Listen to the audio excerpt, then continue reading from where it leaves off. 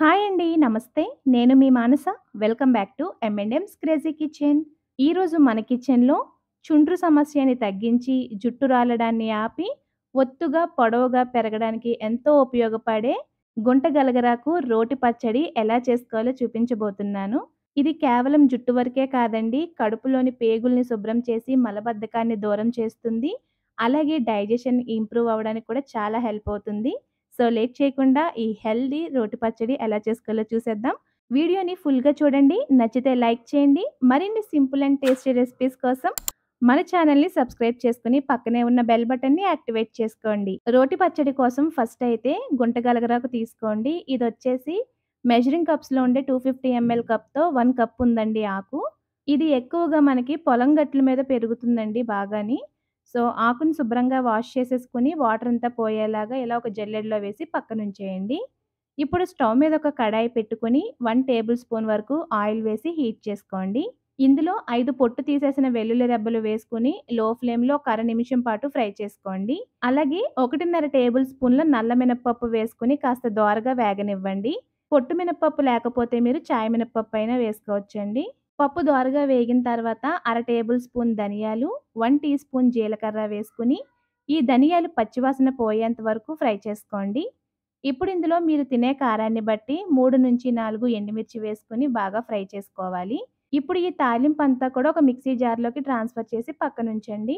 అదే మూకిట్లో మనం కడిగి శుభ్రం చేసి పెట్టుకున్న ఈ గుంట గలగరాకు ఆకులు కూడా వేసుకొని, మధ్య మధ్యలో కలుపుకుంటూ లో ఫ్లేమ్‌లోనే ఆకు పచ్చివాసన పోయి కాస్త రంగు మారేంత వరకు కూడా మనం ఫ్రై చేసుకోవాలి.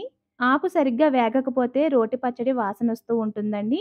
సో, కాస్త బాగా ఫ్రై చేసుకున్నాక దీన్ని కూడా మనం తాలింపు తీసుకున్న జార్‌లోకి వేసుకొని పూర్తిగా చల్లారనివ్వాలి. చల్లారిన దాంట్లో రుచికి తగినంత సాల్ట్, కొద్దిగా చింతపండుని ఇలా నానబెట్టి వేసుకోండి. మరీ ఎక్కువ వేయొద్దు. ఇప్పుడొకసారి వీటన్నింటిని బ్లెండ్ చేసుకున్న తర్వాత అన్ని టేస్ట్‌లని బ్యాలెన్స్ చేయడం కోసం 1 టీ స్పూన్ వరకు తురిమిన బెల్లాన్ని వేసుకొని, స్పూన్‌తో పచ్చడంతా మధ్యలోకి జరిపి కొద్దిగా వాటర్ యాడ్ చేసుకొని బ్లెండ్ చేయండి. అవసరమైతే ఇంకాస్త వాటర్‌ని కూడా యాడ్ చేసుకొని ఇలా మెత్తగా అసలు పలుకన్నది లేకుండా బాగా బ్లెండ్ చేసుకోవాలి. ఇప్పుడు తాలింపు కోసం స్టవ్ మీద పాన్ పెట్టుకొని అర టేబుల్ స్పూన్ ఆయిల్ వేసి హీట్ చేయండి. ఇప్పుడు ఇందులో వెల్లుల్లి రెబ్బల్ని పొట్టు తీయకుండా తలవైపు ఇలా నొక్కేసి వేస్తాం కదా! సో, అలా వేసుకొని ఒక అర నిమిషం పాటు ఫ్రై చేసుకోవాలి.